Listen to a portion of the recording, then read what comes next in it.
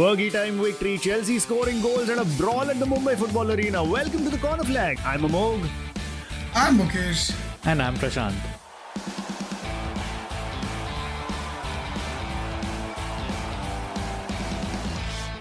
Wow, what a fantastic weekend of football. And I'm saying this because both the teams that I support managed to get victories. Mumbai City and Manchester United both getting 2-1 victories at home. Oh, I could not be happier. I think I had forgotten what having a good weekend felt like. How are you guys doing? I'm filled with lots of optimism and happiness. I mean, I think everyone has reason to be happy. Even Akash, if he was here. Except for me. Yes. Of course. Yeah. Like true Man City chelas. The two weekend where they dropped 6 points, we managed to get only 1 point. When we could have overtaken them. So yes, but I feel it's kind of cute that Mukesh, you still feel that you're in contention for the title with Manchester City. Like, oh, Liverpool and Man City is the top rivalry in English football right now. I think the world has moved on to it being Arsenal and Manchester City. And I think really? You need think to so? move But like on between as top well. 1 and top 4 is like 3 points difference about 1 quarter in. There's hardly of a gap. Yeah, but the gap. narrative, Yeah, good. the big narrative is Sure. still Take the Arsenal, narrative. actually. If there's any team that hates narrative, it's Liverpool. Oh my God. The pressure of... Okay. Any team that hates narrative is Liverpool. Liverpool, the team that also had the narrative in the 2005 Champions League final. Liverpool had the narrative with every Gerrard game. Liverpool have the narrative with every time Gerrard comes back to Liverpool to manage Aston Villa or now Al Ettifaq. That's why the narrative always disappoints. The hit rate with the narrative with VAR. is so low. The hit rate, but that's the point. People don't realize that it's always about getting fucked. But let's talk about happy things. I think it's not nice to Akash things up so early on. Wow. I feel like we're just giving him a tribute, dude. The fact that he's not there, we need to make his presence felt at some point. Yeah, we do. So I feel like it's just a tribute that we're giving him. But I do agree with you. We should start off with happy things, and we'll start off with the ISL because Mumbai City FC played their first home game of the ISL campaign this season last night, which is Sunday night at the Mumbai Football Arena. It was a big game. Mumbai City FC playing Kerala Blasters. Of course, a big rivalry between the two clubs. And it was a very, very entertaining match. It was. It felt like a gritty fight almost. It felt personal, because I know the two teams have a history of rivalry. They are in a way two of the biggest teams that there are. And I think also it's also special because I think in Mumbai, like the Kerala Blasters team gets the biggest away contingent always. Yeah. So remember, I think we went for a Hyderabad match and the number of people on the Hyderabad bench were more than the number of Hyderabad supporters. So it's very sad. So whereas the Kerala away bench is always a loud vocal one. So it was excellent to see. This is what I keep saying on social media also. The Kerala fans, they boast about their strength in numbers and they talk about how they have 20,000 fans at home and away, which is great. But what Mumbai has is 3 trophies. So, what's better? I'm just saying, like, what is better? Would you rather have 20,000 fans that see your disappointment week in, week out? Or would you rather have a smaller section of very, very hardcore, very, very passionate fans who get to see your team be successful? That's the only question I asked the Kerala Blasters fans. But you said that it felt like a gritty fight. I think, Prashant, it was exactly that. It was literally a gritty fight because, of course, Mumbai City winning 2-1. Apuya got the winner almost at the start of the second half. But the biggest talking point, of course, was what happened towards the end of the game. Now, even this season in the ISL, like we have been seeing in the European leagues as well, lots of additional time has been added. Now, in the second half of this game, Mumbai's Jorge Pereira Diaz and Purba Lachanpa, the goalkeeper, they both had injury issues which led to 10 minutes of added time being added. And El Kayati from Mumbai City goes to take a corner, and as any team would do, they're wasting time, right? Like they're taking their time on the corner, and Kayati gets a yellow card also for time wasting. But Milos Drincic from Kerala Blasters took particular offense to this situation. And it just led to a ridiculous off-the-ball challenge on Mumbai City's Mehtab Singh, which led to a massive brawl. I What was that? Like, there was full drama. There was this, I don't know if there was like scripted level of drama, or was that like, No, because he that was was rolling on the WWE. floor. Oh, That was yeah, WWE. definitely. Rolling on the floor, lifting him up. Full vibes over there. Yeah, absolutely. But I mean, honestly, it was, I think it was just a typical Kerala Blasters. I feel like even last season, they had the whole walkout situation with the game against Bengaluru, and they just seem like a team that are just sore losers. Like, they're just not a very likable team. I definitely have to see say that. that their likability has been particularly low ever since we started following them for the last couple of years. I don't think, in fact, it's odd because they have a lot, like, say, their conduct on field. You'd assume they have a lot going for themselves because, like, they're a football crazy state, their fandom is loud, you know, there's always a voice everywhere, but they're making it too easy. Be a hateable team. It was unruly behavior for nothing, and it's not like they didn't have good chances, right? At both ends, they were creating the chances. Yeah, exactly. Like, and while I was watching the game, that's exactly what I was feeling, because I was very nervous throughout the game, because I felt like Mumbai did have the quality to get the 3 points, but Kerala were throughout the game posing a very, very adequate threat. Like, all through the first half, Mumbai had the lion's share of the possession, but you knew that at any point Kerala could counterattack and really hurt Mumbai. And that happened in the second half immediately, because it was Danish Farooq who headed in the cross and equalized for Kerala Blasters at about 50 minutes. So very early on in the second half, they got the equalizer. And it was anybody's game right up till the end. It was anybody's game. The majority of the game was played in the middle of the park.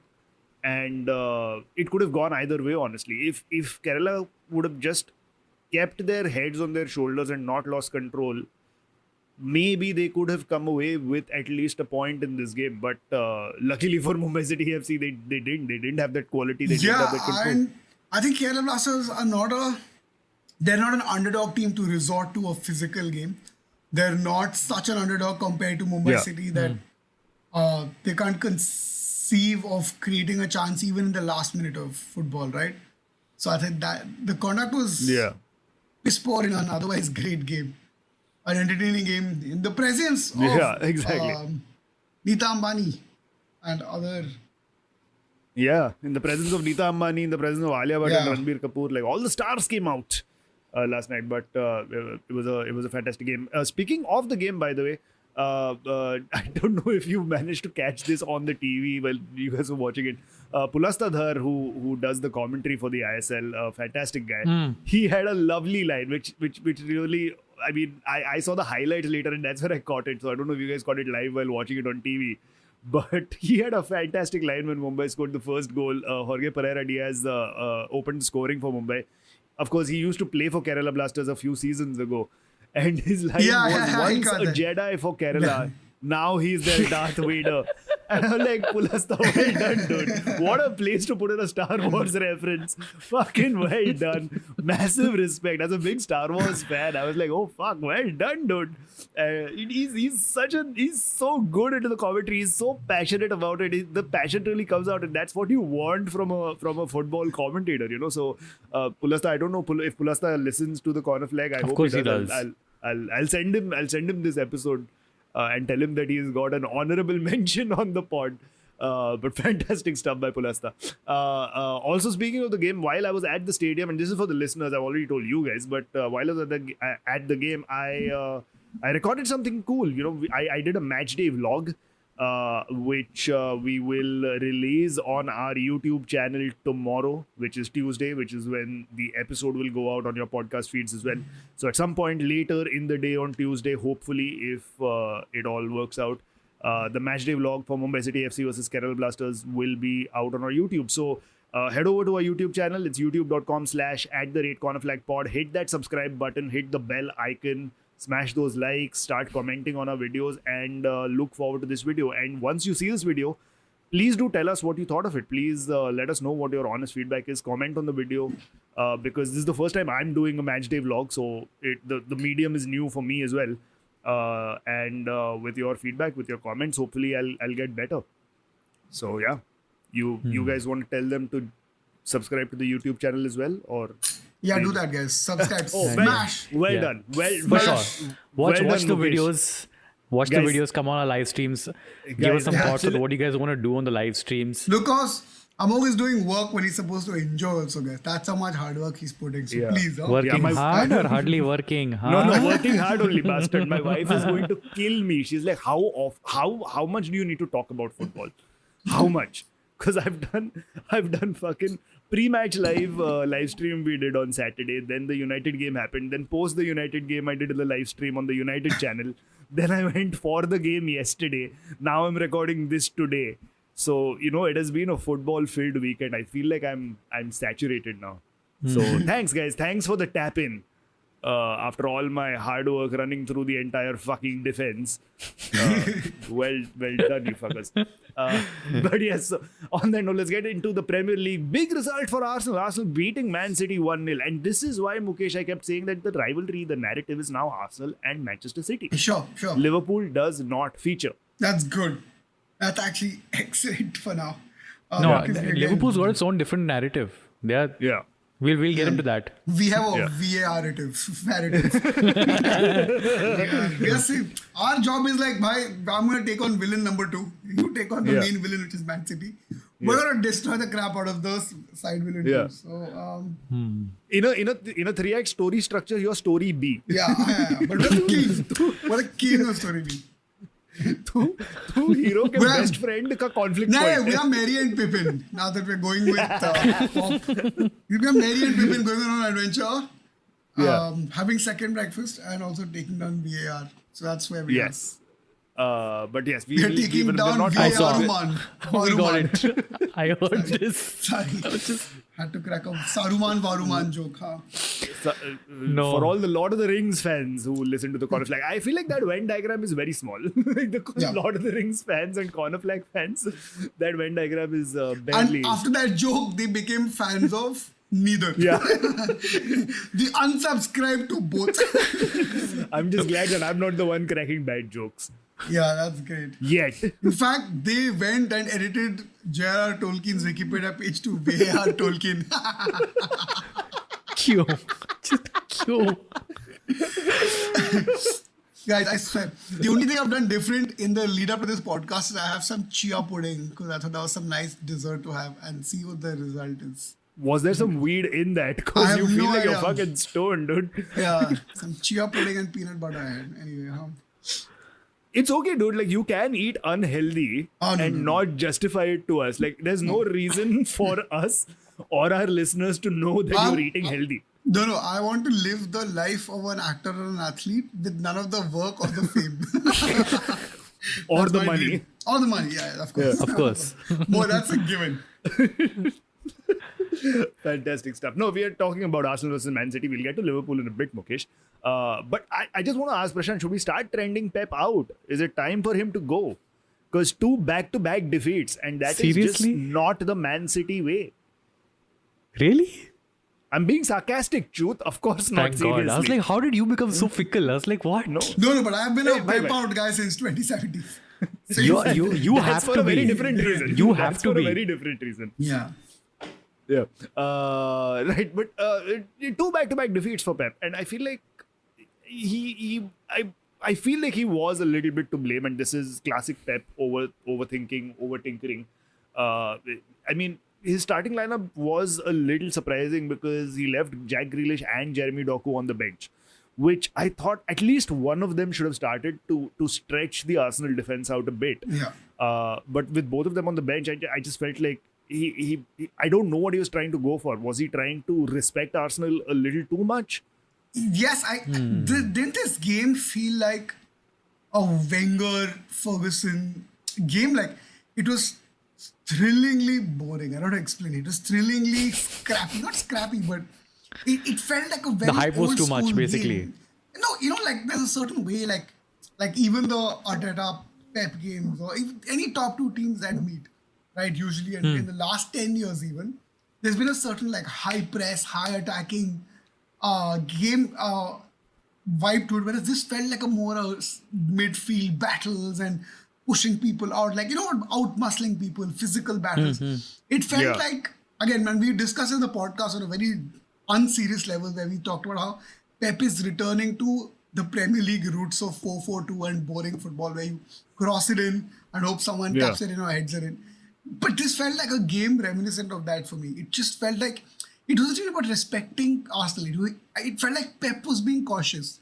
I'm like, bhai, Ambani middle class values nahi hote uska. Like, just stop it now. Like, you play the attacking football. You have everything. Like, Bournemouth, Newcastle, these are teams that should be playing cautious against Arsenal. Like, I mean, for Pep and for Man City, you guys have set the benchmark in the Premier League for the past 5-6 years.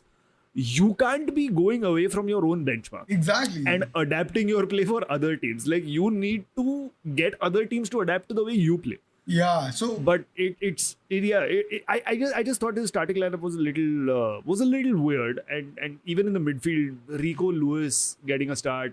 I mean, again, I just feel very bad for Calvin Phillips. I feel like Calvin Phillips, or a player that used to be Calvin Phillips, from what I remember of him, from when he used to play football all those decades ago. I feel like this game needed somebody like a Calvin Phillips in there, because his opposite number, for example, Declan Rice, had a great game for Arsenal. And he's really settling into his role at Arsenal. He's becoming that quietly responsible, efficient, effective player. And of course, he's not like one of the fancy ones who will get all the goals or he'll get the assists and all, but that does not take away from the dimension that he brings to that Arsenal midfield. And he was, again, absolutely superb in yesterday's game. He was very calm on the ball, very composed, made some interesting and important tackles and interceptions. So I just feel like whatever's happening with Calvin Phillips, that there needs to be a solution right now, because when Rodri is not available, and he was suspended for this game, they are fucked. They don't have anybody in the middle who can do that role. And we've seen that in the past with Guardiola as well. Like, Fernandinho was that guy for Guardiola. And when Fernandinho got to the end of his career, they signed Rodri, which was a perfect replacement. Like, the way that recruitment worked was absolutely perfect, because I think there was a season or two where the two overlapped. And then Fernandinho moved on. They really need to figure out who their plan B for Rodri is, because right now they don't have a plan B in that position. And if Calvin Phillips was meant to be that, this is also reminiscent of the time. Remember when City had Gabriel Jesus as a striker, and the whole narrative was, where is City striker? And I'm like, hey guys, I'm right now. And no one cared about the fact that they had a striker already. I think speaking of tactics, it was weird that he played Julian Alvarez out. I think he started out wide, but because of his own tendency, he keeps playing into the center, and it looked like a very ugly game. It just looked very congested and ugly, right? And there was no like silky short passes, no one to break out of it. I don't know. Yeah, it felt like a very honestly, if I didn't know the baggage and the heritage of these teams, I would think that these are like two mid-table teams competing. Maybe like a Chelsea, Man United, I think. That's a... Sorry. Wow. Wow. That game will be that game's going to be far worse, by the way, if you're expecting something out of that game. No. Don't take the joke around it. Then I'll feel like I'll have to be like, no, yaar, aapke team bhi bahut acha team hai. The Kovacic, full Hyderabadi event. Kovacic foul though, because you're talking. Oh, come on. He had Chelsea to go out for that. That was a red card, right? That VAR should have overruled that. Was a straight, guys, none of Liverpool's reds are even 60%. Hello, excuse me. One second. Okay, whose narrative is this right now? Why are you taking Liverpool's narrative again over there?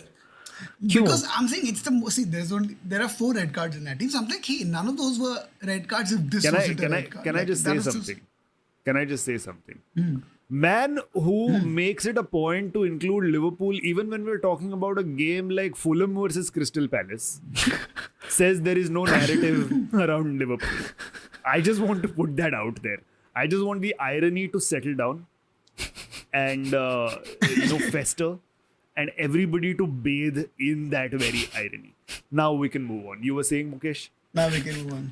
No, I think that was a clear red. Yeah, it's surprising that we saw it for quite a while in multiple angles, and there was a reverse angle close up of the tackle where he's clearly made contact only and recklessly with Odegaard's calf ankle. How is that not serious foul play? Please, if anybody can explain that rule to me, please do. If there's any City fans who want to explain it to me, please do. If there's any Arsenal fans who want to write into us and vent, please do. Because fuck Kovacic, he should have been sent off. Yes, agreed. True, agreed. For sure. Easiest debate ever. Yeah, Easy. No debate. Pretty much on par with, hey, which side does the sun rise? Like, it's like, hey, yeah. done. It's also, I just realized that we spoke so much about Calvin Phillips being like the option to Rodri, but Mateo Kovacic is obviously that option But to Rodri. It's just that I feel Not really. Not exact. I just want to say that I do feel that Rodri by himself can be fantastic in a 4-3-3 system where he's the only defensive midfielder. But if he's not there, then you need, or City at least needs, a Kovacic and a Calvin Phillips to be a double pivot. With Rodri, you still have an option of him actually trying to attack also. He still has like positions or like space to move over there. With Kovacic, I don't know how much of that space is there. He still feels the need to go back. Yeah, I think Arteta's genius was playing, I think he played Jorginho. And so that Declan Rice could also push up a little bit, which I think made quite a big bit of, like, he put Jorginho in the right place so that Declan Rice could shine. Can we also do a Star Wars reference? And now the Padawan has become the master. Pulasta, you're not the only one with the Star Wars references in the world of football. We can do it too. But that result means that Arsenal and Spurs now are joint top of the league for the first time in God knows how many years. These are dark fucking days. But yes, Spurs won 1-0 at Luton. Mickey van der Ven with a goal. Again, unbeaten run in the Premier League goes on. Postecoglou is doing really, really well with Spurs. I don't know what else is there to say about this match because it's Luton. One criticism is maybe because it's Luton, Spurs should have got a few more goals and not just a 1-0 victory where their defender scores. But hey, 3 points is 3 points. Who are we to argue against that? Moving on to Brighton-Liverpool. Brighton and Liverpool played out a very entertaining 2-2 draw, Mukesh. Finally.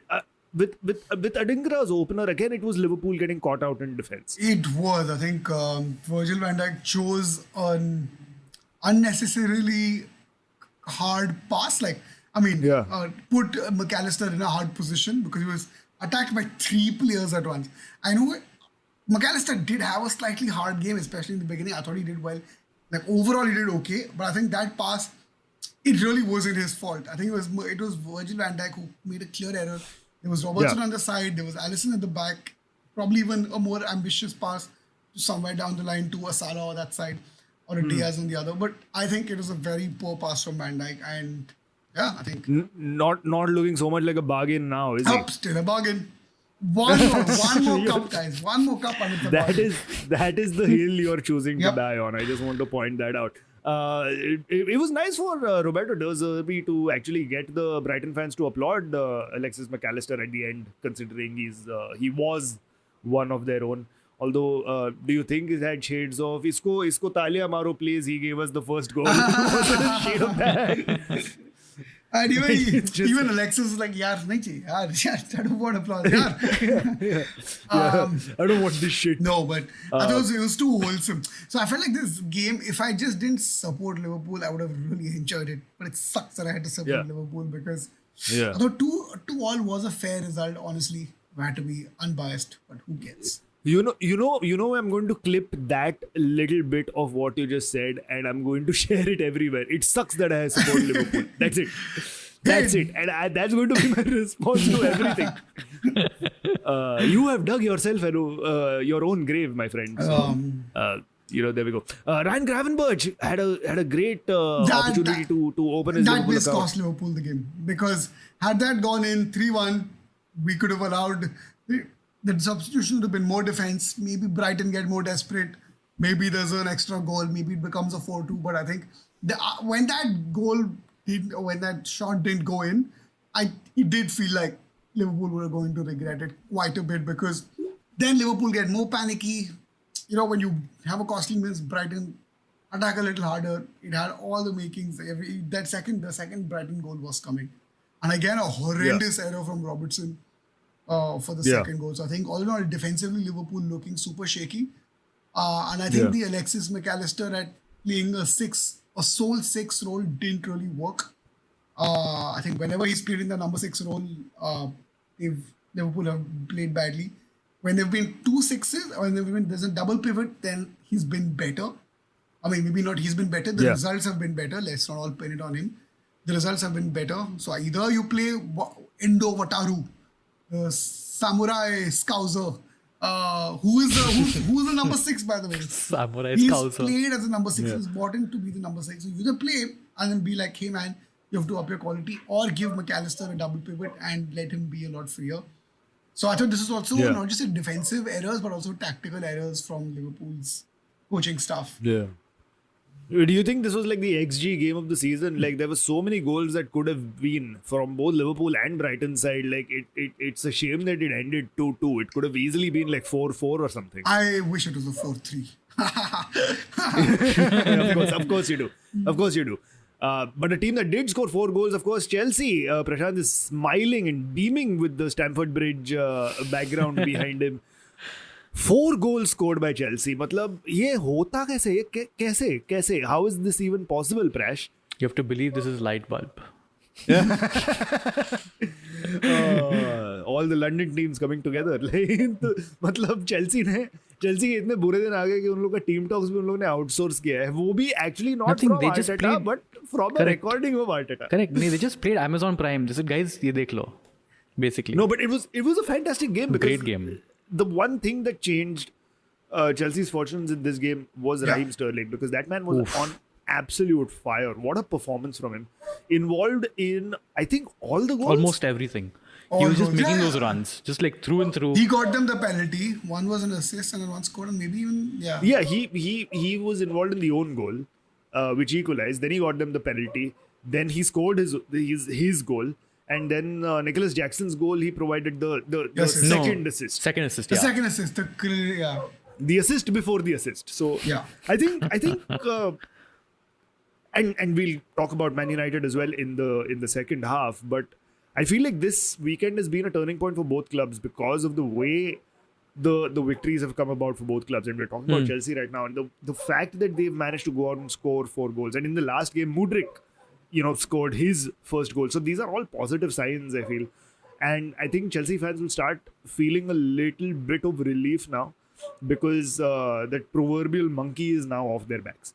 Now, it is up to Pochettino to get his players to actually use that as a springboard and start performing better in the games that they have coming up, because the platform is now laid out. The season, as the cliche goes, begins now for Chelsea.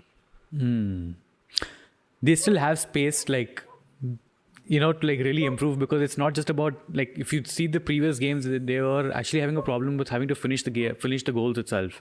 Yeah.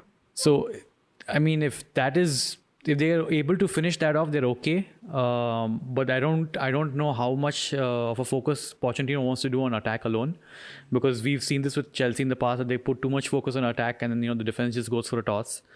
And that seems like a possibility as well at some point. Let's talk about the penalty really quickly, because I thought that penalty was out of the box, no? No, yeah. I thought the contact was made outside of the box. I did feel like the contact was a little bit outside the box. I mean, again, it felt to be, but again, by then they have the game, so I guess it doesn't matter. I mean, thoda charity work to Chelsea ko de sakte. Yeah, exactly. Life mein. Corporate social responsibility. Yeah, little CSR Earned can the happen. 3 points this time. Listen, you earned the 3 points after 8 game weeks, so I think That is fine. A little bit of banter is allowed. Chelsea was doing the reverse invincibles from Arsenal. We were saying, how long is that losing streak? We are the invincibles. London का नया track record हमारे पास है. We are the Vincibles. Basically. Yes, Mukesh, I have joined in the arena of bad jokes. Amazing. So you're not alone here right come now. over Right, to the dark side. Or do you mean come over to the Vark side? Because VARK. Oh, It's yes. bad in here, guys. Amog, It's Amog had chia pudding and peanut butter, guys. और वो chia pudding और peanut butter का ही पाद मारा था मैंने. ये जो ऐसा बहुत ही बासी पाद था ना. That is the point where which we go into the break. On the other side, we'll talk about the United victory and some great things happening in Italy. See you on the other side. Welcome back to the Corner Flag, everyone. And we do begin the second half of this episode with some questions. Questions with the Corner Flag. Dude, answers also, huh? Okay, the first question is by Dark House Coolers 5. Yeah, I think that's how you pronounce the name. Dark House Coolers 5. I think he's a Barcelona fan. Coolers are Barcelona fans. Yes. Well, welcome to the podcast. First time, I'm guessing. Yeah, First time hearing you, so we're hearing please. from you. Yeah. Great. What do you think is Spurs a Champions League spot contenders this Premier League season? With the opening 8 game weeks, I think it might still be a little too early to say because the proverbial Spurs have Spursed it is not happening yet. But things do definitely look good under Postecoglou. man. I think he's a very impressive manager. I think he's got the team fighting in the right direction. The fact that Kane is not there is again, and I'm saying this cliched sentence for the second time in this episode, a proverbial monkey off their back. So I feel like they're heading in the right direction. Hopefully they can stay the course and manage it till the end of the season. Yeah, I mean, Champions League spot, I think it's a very high chance. Also, I'm trying to look at, I think it'd be very silly at this point to say that they're not up for the Champions League spot. Fair. Next one's by Farhan, not Bahar. He says, "Come on, you Gunners." That is it. Yeah. I mean, they did. But I don't know why you want to come on the Gunners because, I mean, just be nice and do it in a sock, dude, like the rest of us. Like, come on, please. Like, hygiene, come on. Okay. Next one's by PRS MUFC. He says, "Are Manchester United's problems down to just injuries or is it just something more? What a way to win, though." Of course, we will come to the game, but... We will come to the game. And the short answer to that is, I would say 80% of the problems are because of the injuries. I disagree. Acha, Sorry, so we'll what? get into that. Sorry, what? No. If you disagree, then we'll get into that when we get to the game. Okay. There's one more United question that's by Fazil Abbas Banatwala. He says, "Who is the best forward in Premier League and why is it McTominay?" I love this. He is fucking clutch. That's true. He's brilliant. That's true. You agree with that? I Okay. agree. This I agree. Fully. It was Fields, man. You can't. No, that's such a fun Fields thing. And he's also the correct sort of player for this sort of shit to happen to. So, Yeah. The next one is by Shirani Aman. I think the first time I'm hearing Shirani Aman. No, He's he's written before. He's written perfect. before. So that's Shirani Aman for me first time. Okay, great. He says, "Mumbai City journey till now." Rewind to the first part. I mean, yeah, Mumbai City journey till now, the season's just begun, so it's a fairly short journey this season. But if you're talking about the overall journey, it's been a great journey. I think this season, we're still unbeaten. We are second in the league now, just behind Mohan Bagan Supergiant. Unbeaten, so 2 wins and 1 draw, which could have gone either way against Odisha. ACL, 2 defeats. So that is something that we really need to look at. It's going to get even tougher from here because the next game or the next double header, in fact, is away and then home against Al Hilal. So ACL is going to be a little tricky, but ISL we're looking strong and we're getting into the groove. So it looks good. Last one is by Harish Nathwani. He says, "You guys are doing a great job. Just wondering why the episodes are not slightly longer."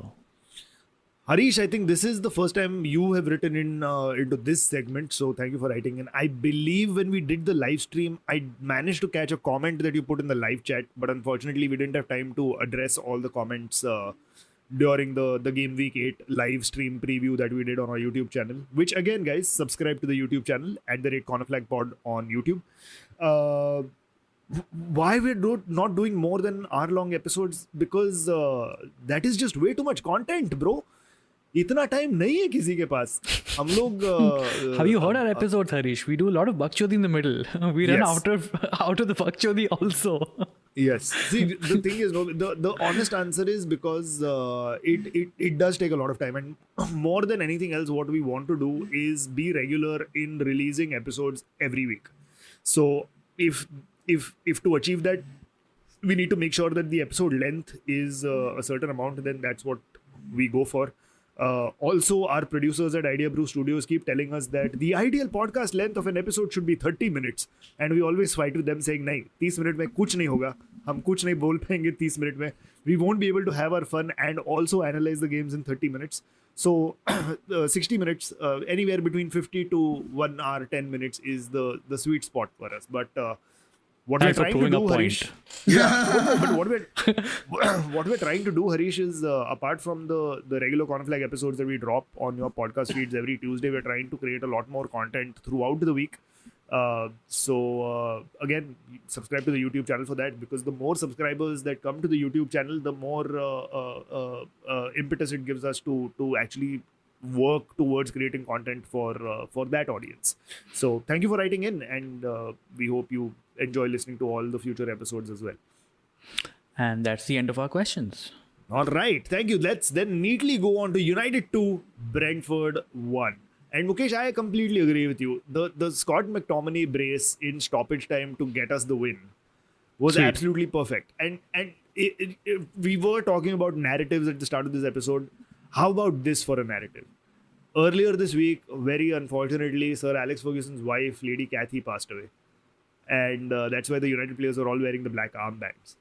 And in that game week, for a Scottish player who's a Manchester United Academy graduate, who embodies the values of the club, may not be the most technically sound player, may not be like a star player, a flashy player, but he fucking works hard every game and delivers when he absolutely needs to. And for that player to equalize in 90 plus 3 minutes and then get the winner at 90 plus 7 minutes is just a narrative that dreams are made of.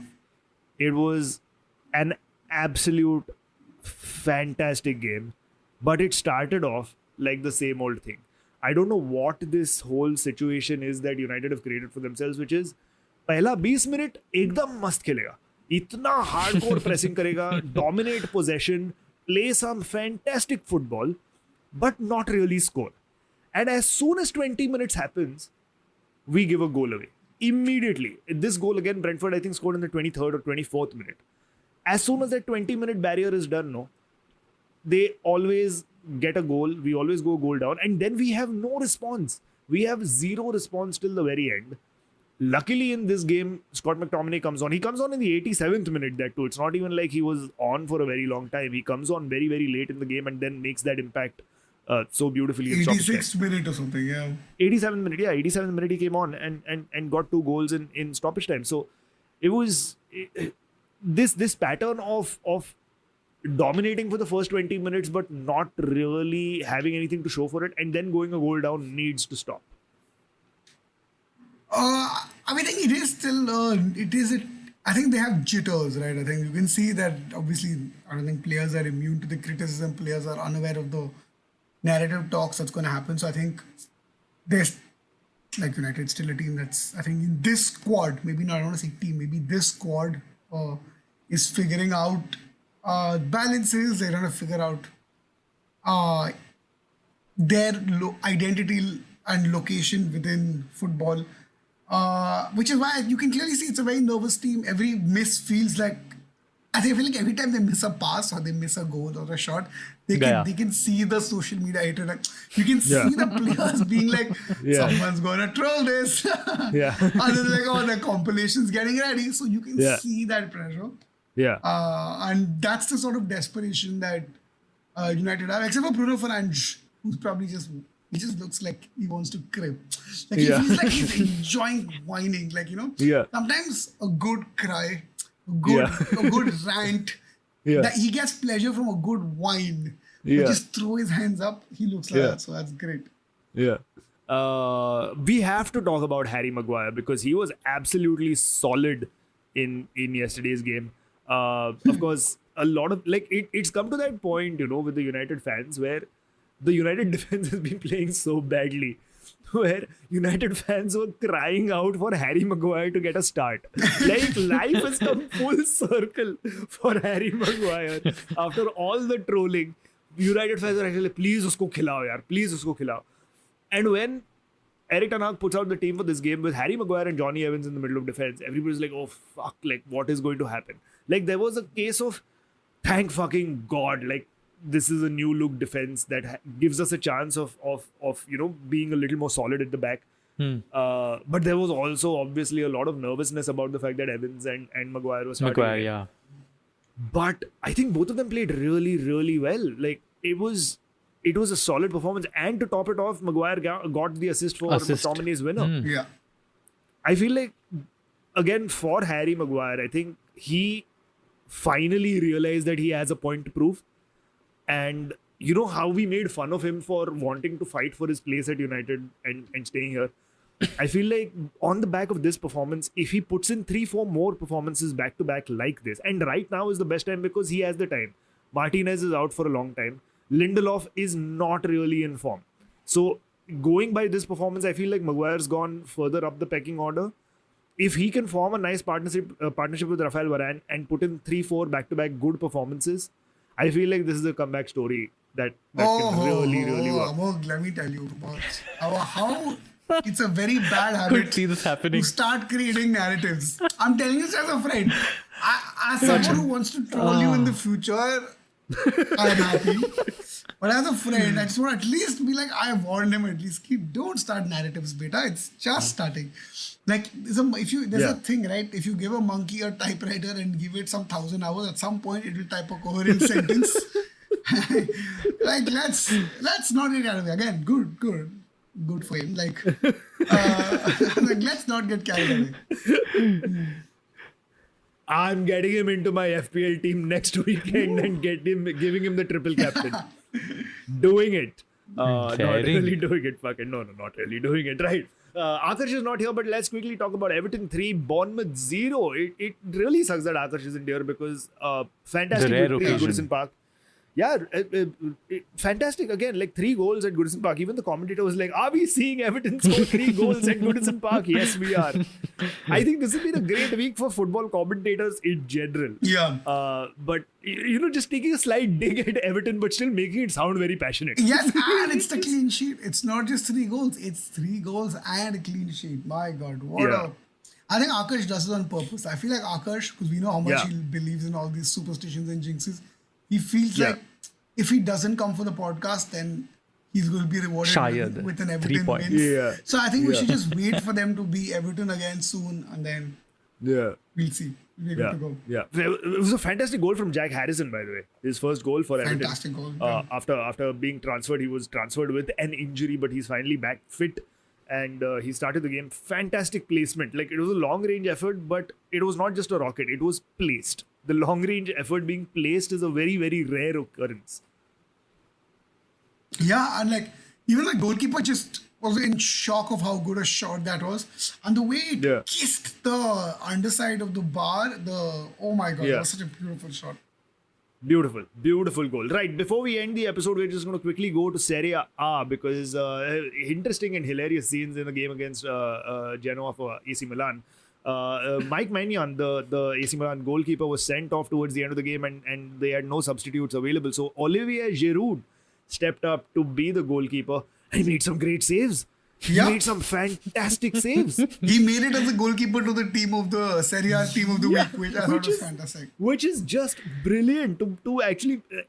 you think he's the first player to be featured in a team of the season or the team of the week or any compilation team as a goalkeeper as well as a striker? Because I'm sure he must have featured in such a compilation team as a striker at some point before.